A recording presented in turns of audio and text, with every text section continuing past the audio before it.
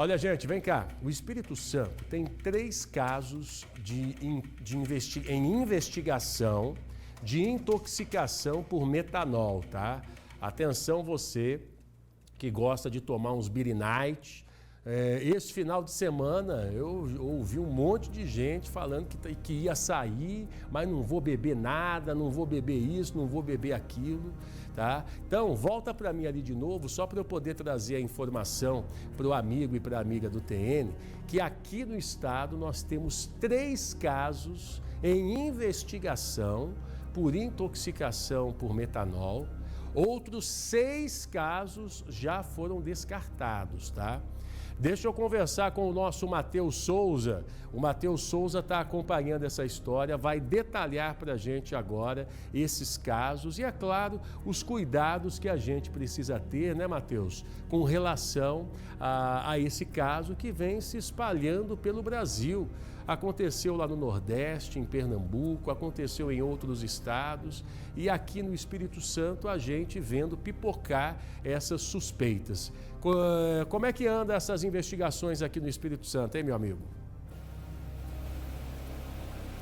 Ei, Camargão, boa tarde novamente a você e a todos. Olha só, não é só o Brasil, o Espírito Santo, mas todo o Brasil está em estado de alerta por conta desses casos de intoxicação por metanol. E aqui no Espírito Santo, todos os dias, diariamente, a Secretaria Estadual de Saúde tem emitido boletins informando qual é a situação aqui no nosso estado. E no dia de hoje, de acordo com esse último boletim, qual era o cenário? O Espírito Santo tinha 9 casos suspeitos de intoxicação por metanol. Casos que eram da Serra, Vitória, Vila Velha, Colatina, Guaçuí e Viana. Como você já falou, 6 desses 9 casos foram descartados e outros 3 estão sendo monitorados, de pacientes da Serra, de Vitória e de Colatina. Esses pacientes que estão sendo monitorados, eles testaram, foram confirmados, estão com intoxicação por metanol?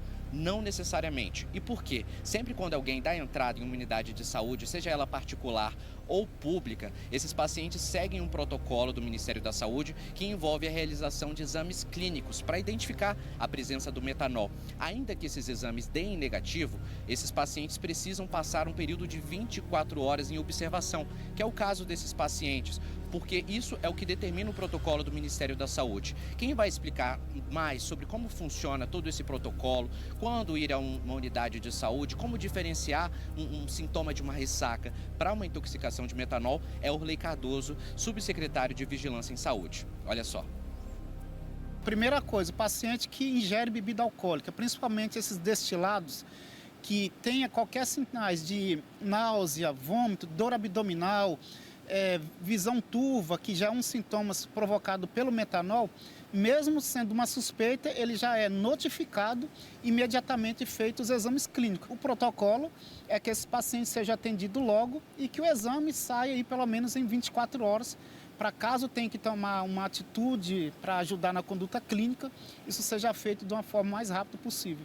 É o que a gente tem visto desses pacientes que têm apresentado em outros estados, é uma evolução muito rápida. Tem que procurar o serviço de saúde porque o tempo aí ele é muito importante para que a gente faça alguma intervenção em tempo hábil e caso seja de fato o metanol. No antídoto nós temos uma reserva técnica, né? Nós temos algumas ampolas no nosso Ciatox aqui, que é o nosso serviço, e nós temos esse processo de compra que eu mencionei, que a gente está fazendo processo de compra emergencial, e essa demanda do Ministério. A gente também está aguardando o Ministério informar a data de entrega desses materiais para nós. Então a gente não tem assim, caso positivo, mas caso não tenha, nós temos aí mais de 150 ampolas de antídoto aqui no nosso estado.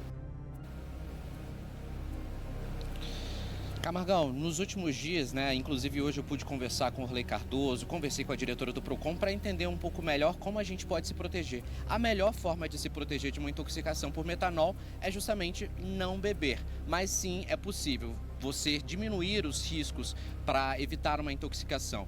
Por exemplo, evitar o destilado é a principal recomendação, ou seja, evitar gin, vodka e bebidas desse tipo. Cerveja e vinho possuem um menor risco, mas ainda assim não são totalmente livres. Mas sabe qual é o tipo de bebida alcoólica, o tipo de bebida que possui menos risco de intoxicação? As bebidas enlatadas. Isso porque as latinhas, as bebidas em latas, elas são mais difíceis de serem adulteradas, de você abrir, adulterar e ficar parecendo a latinha como se não tivesse passado por nada. Outra recomendação é verificar a procedência, como, por exemplo, checar o rótulo, o registro, a origem, evitar comprar bebidas em locais suspeitos, bebidas na rua e, claro, o consenso médico e dos especialistas é que não existe nenhuma bebida que seja 100% segura, Camargão. Então é importante a gente continuar observando, tendo atenção e, claro, a gente vai atualizar todo esse cenário aqui na TV Tribuna.